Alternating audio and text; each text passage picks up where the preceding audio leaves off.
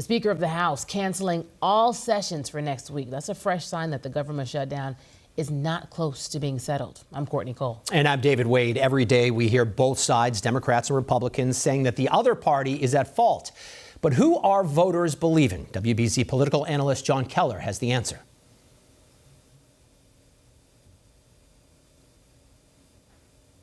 Republicans have shown zero interest or capacity to reopen the government, enact a spending agreement that meets the needs of the American people, or address the health care crisis that Republicans have created. This is now the second longest government shutdown of any kind ever in the history of our country, and it's just shameful.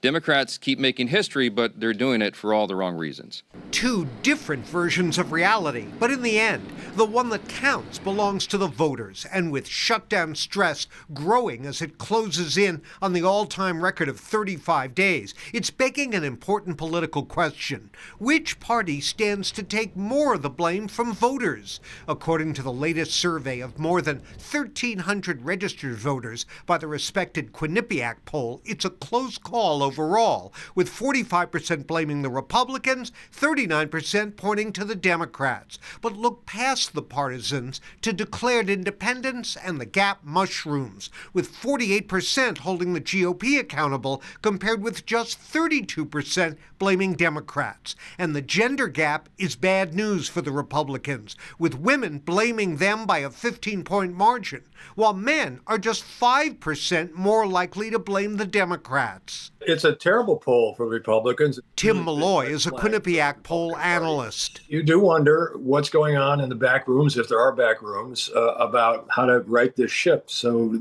to some extent, Trump and the party are on their heels. The numbers we're seeing speak to the potency of the healthcare cost issue. If those funding cuts are eased and the shutdown is a distant memory by next year's election, hey, no harm, no foul for the GOP.